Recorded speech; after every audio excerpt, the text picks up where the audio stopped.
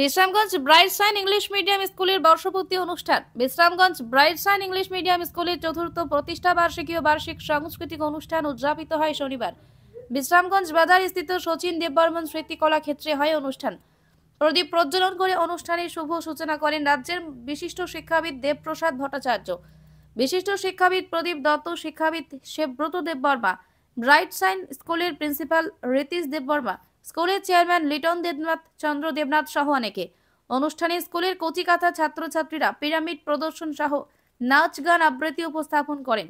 অনুষ্ঠান শেষে অতিথিরা কচিকাঁথা ছাত্রছাত্রীদের হাতে পুরস্কার তুলে দেন।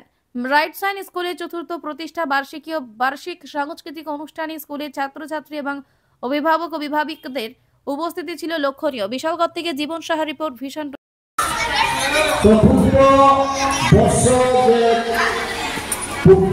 পূর্ববর্তী উপলক্ষে আমাদের এই অনুষ্ঠানে আমি আপনাদের সঙ্গে নিজেকে শেয়ার করতে পেরে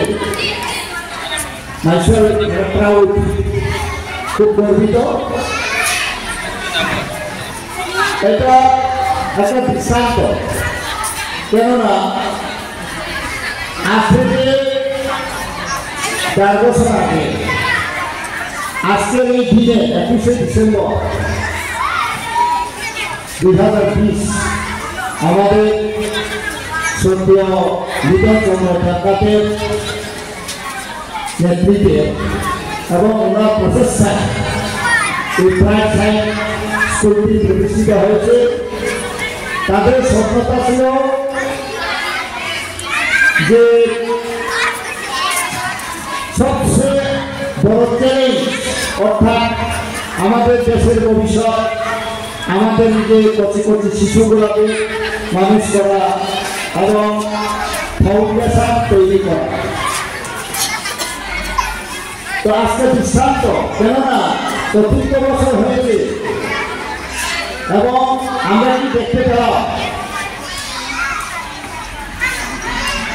সর্ব ষান্মাসিকের বিনিময়ে আমাদের যে শিক্ষক শিক্ষিকারা যেভাবে তাদেরকে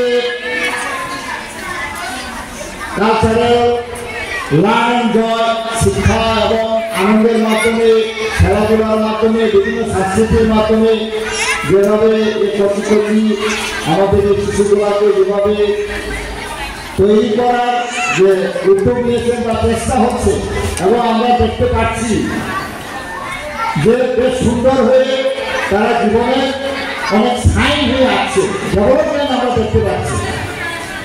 তো মানব রূপে আমাদের এই কর্তব্যটুকু শুধু টিচারদের উপর ছেড়ে দিলেই হবে না, এই দায়িত্বটা আমাদেরকে পালন করতে হবে।